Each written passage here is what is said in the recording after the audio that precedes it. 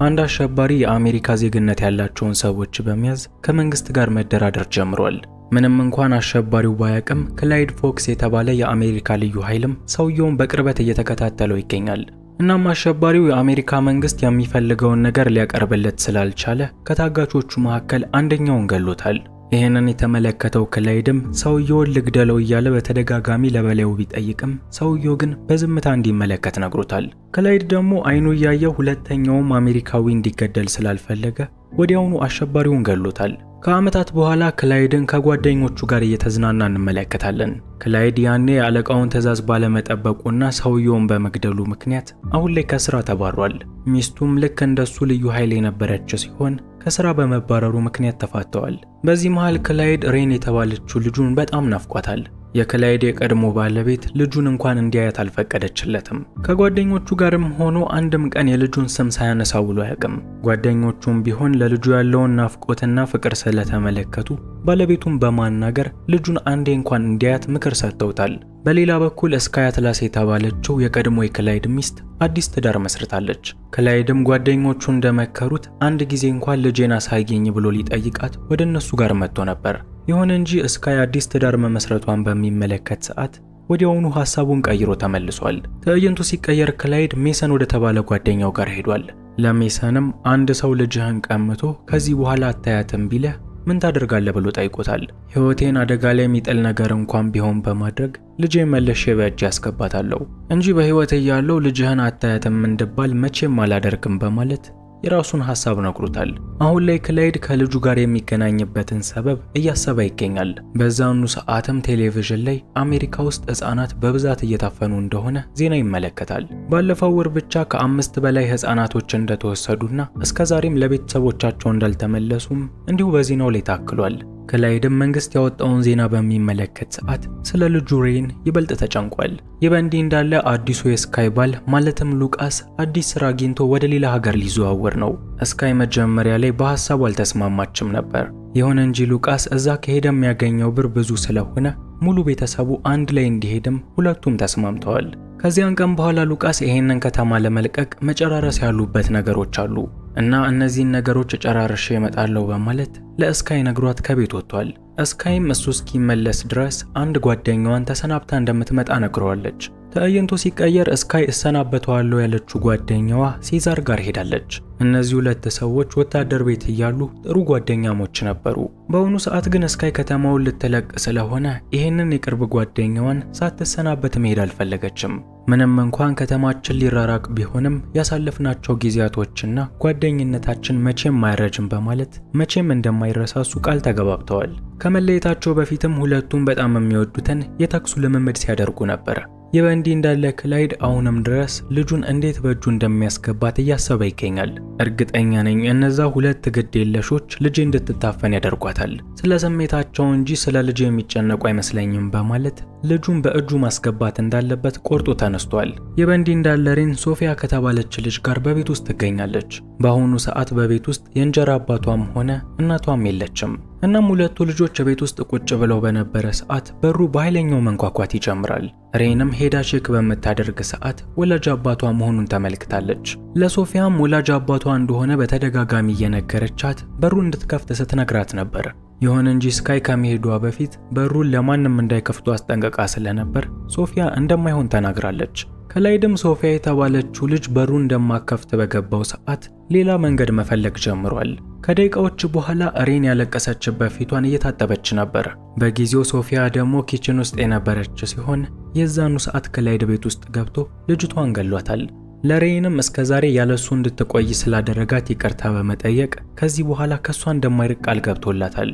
የገደላትን የሶፊያን አስክሬን ደግሞ በመኪና ውስጥ በመጨመር ወዲያውኑ ልጁን ይዟት ከቦታው ላይ ለቆ ሄዷል። ትዕይንቱ ሲቀየር ክላይድ ልጁን በመያዝ በአንድ መናፈሻ ውስጥ እየተዝናና ይገኛል። ሬንም የዚህን ሰዓት የሁሉ ጊዜ ለምን መጥቶ እንዳልጠየቃት አባቷን መጠየቅ ጀምራለች።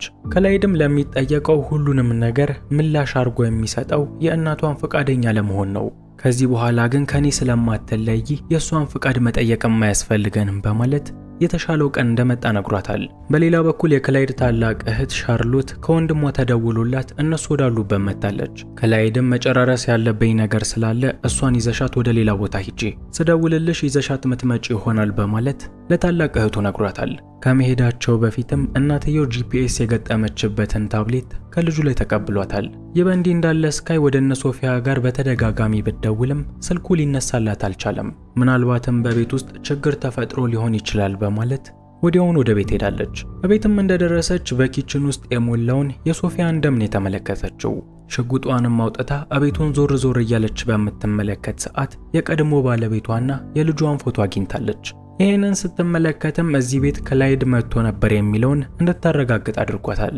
ትዕይንቱ ሲቀየር ክላይድ ሁለት ባለትዳሮች ቤት ተደብቆ ገብቷል። የባለትዳሮቹ ቤት ውስጥም እናትየው ጂፒኤስ የገጠመችበትን የሬንን ታብሌት ደብቆ አስቀምጦታል።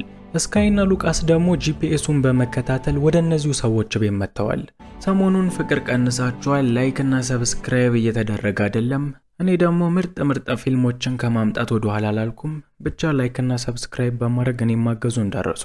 ስካይና ሉቃስ ደግሞ ጂፒኤሱን በመከታተል ወደ እነዚሁ ሰዎች ቤት መጥተዋል። ባልየው ራያን፣ ሚስትየው ደግሞ ኤቭሊን ትባላለች። ስካይም ሉቃስን በመኪና ውስጥ እንዲጠብቃት ከነገረችው በኋላ ለብቻዋ ወደ ሰዎቹ ቤት ገብታለች። በቤት ውስጥ ገብታም ለነ ኤቭሊን ስለ ልጇ በተደጋጋሚ ብትጠይቃቸውም ሰዎቹ ስለምን እንደምታወራ ሊገባቸው አልቻለም። ይሁን እንጂ ስካይ ሰዎቹን ልታምናቸው ስላልቻለች ሙሉ ቤቱን ስትፈትሸው ነበር። በፍተሻው ጊዜም ጂፒኤሱ የሚገኝበትን ታብሌት ታግኝታለች። ታብሌቱንም እንዳገኘች ሰዎቹን በካቴና እጃቸውን አስራ ሁለቱንም ልትገላቸው በመሬት ላይ አስቀምጣለች። ይህ በእንዲህ እንዳለ የልጅቷ መጥፋት ምንም ያላሳዘነው ሉቃስ በመኪና ውስጥ እየጨፈረ ነበር። ክላይድም በድንገት ወደ መኪና ውስጥ የገባበት ሲሆን በሽጉጥ እያስፈራራውም መኪናውን እንዲነዳው ነግሮታል። ወደ ስካይ ጋር ስንመለስ ሰዎቹ ህይወታቸውን ለማዳን ሲሉ የካሜራ ቅጂዎቹ እንድትመለከት ነግረዋታል። ስካይም የካሜራውን ቅጂ በምትፈትሽ ሰዓት ባለቤቷ ክላይድ እዚህ ቤት ተደብቆ ሲገባ ያለውን ነገር ተመልክታለች። አሁን ላይም ሁሉም ነገር ግልጽ ነው። ክላይድ ልጅቷን ካፈናት በኋላ ነገሮችን በእነዚህ ሰዎች ላይ ለማላከክ ሲሞክር ነበር። ስካይም ወዲያውኑ ሰዎቹን ስላሰቃየች ይቅርታ በመጠየቅ ወደ ሉቃስ ጋር በምትመለስ ሰዓት ሉቃስ በቦታው ላይ አይገኝም። ስካይም በዚህ ሰዓት የሴዛር እርዳታ ስለሚያስፈልጋት ወዲያውኑ ደውላለታለች። በሌላ በኩል ሻርሎት ደግሞ ክላይድ እስኪደውልላት ድረስ በአንድ ካፌ ውስጥ ነበረች። ለሬይንም ሽንት ቤት ተጠቅሜ እመጣለሁ እዚሁ ጠብቂኝ በማለት ወደ መታጠቢያ ክፍል ሄዳ ነበር። የዚህን ሰዓትም ሻርሎት በመታጠቢያ ክፍል ውስጥ ቁጭ ብሎ ሲጠብቃት የነበረው ሲዛርን ተመለከተችው። ሲዛር ሻርሎት ከወንድሟ ጋር እየተባበረች መስሎት ነበር። ይሁን እንጂ ሻርሎት ስታስረዳው እኔ ሁለቱ ሰዎች ተስማምተው ነው መሰለኝ፣ በመሃል ስለሚፈጠረው ነገር ምንም አላቅም በማለት ሁሉንም ነገር ማስረዳት ጀምራለች። በሌላ በኩል በዜና ላይ ህፃናትን ያፈናሉ የተባሉት ሰዎች ደግሞ ሬንን ለብቻዋ ባገኟት ሰዓት ወዲያውኑ ጠልፈዋታል። ሻርሎትና ሲዛርም ከመታጠቢያ ክፍል በሚወጡ ሰዓት ልጅቷ በቦታው ላይ የለችም። አስተናጋጇም ሰውየው ከናንተ ጋር መስሎኝ ዝም አልኩት እንጂ በመኪና ይዟት ሄዷል በማለት ያየችውን ተናግራለች። ይህ በእንዲህ እንዳለ ክላይድ ሉቃስን ራቅ ወዳለ ቦታ ይዞት ሄዷል። በጊዜውም ክላይድ ልጅ የእውነት ብትጠፋም እንደዚህ ነበር የሚሰማ? ለምንድን ነው የዚህን ያህል ክፉ የሆንከው በማለት ሉቃስን እየጠየቀው ነበር። ሉቃስም አንድ ምላሽ ከመስጠቱ በፊት ልጅቷ መታፈኗን ከሻርሎት መልእክት ይደርሰዋል። በዚህ የተናደደው ክላይድም ሉቃስን በተደጋጋሚ በጥይት መቶት በቦታው ላይ ገሎታል። በሌላ በኩል ስካይና ሲዛር ደግሞ ልጅቷን ከአፋኞቹ ለመታደግ የራሳቸውን ጥረት እያደረጉ ይገኛል። በተለምዶ እነዚህ ሰዎች ይኖሩበታል ለሚባለውን ቦታ ስለሚያውቁት ቦታውን ሲዛር በድሮን ሲቃኝላት፣ ስካይ ደግሞ ህንፃ ውስጥ ገብታለች። እንደሚባለው ከሆነም ይሄንን ህንፃ የሚጠቀሙት ልጆችን የሚያግቱ ሰዎች ስለሆኑ ውስጥ ያገኘችውን እያንዳንዱ ሰዎች ስትገል ነበር። በሌላ በኩል ሲዛርም አካባቢውን በድሮን በሚቃኝ ሰዓት ክላይድም እዚሁ ቦታ ላይ መጥቶ ሰዎቹን እየገደላቸው መሆኑን ተመልክቷል። ታዲያ ሲዛርም ይሄንን ሲመለከት ወዲያውኑ ወደ ቦታው ላይ በመሄድ እሱም የበኩሉን መወጣት ጀምሯል። በሌላ በኩል ልጅቷን ያፈኗት ሰዎች ደግሞ 1.2 ሚሊዮን ዶላር በጨረታ ሊሸጧት እየተስማሙ ይገኛል። ይሁን እንጂ ጨረታውን ያሸነፈው ሰው ልጅቷን ከመውሰዱ በፊት ክላይድ ልጁን አግኝቷታል።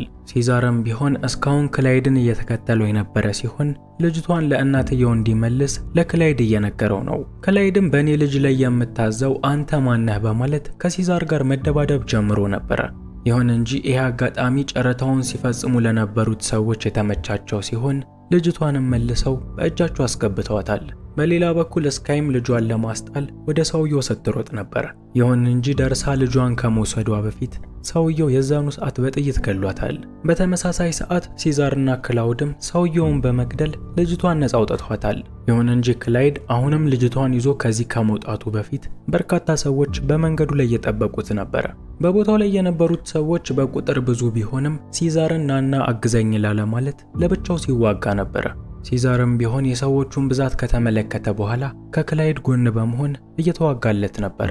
በፊልሙ የመጨረሻ ትዕይንት ላይ ሁሉንም ሰዎች ማሸነፍ ችለዋል። ሲዛርም ለልጅቷ ሲል ክላይድን በነፃ እንዲሄድ የፈቀደለት ሲሆን የዛኑ ሰዓትም ክላይድ አንድ መኪና ሰርቆ ከቦታው ላይ መሄድ ጀምሯል።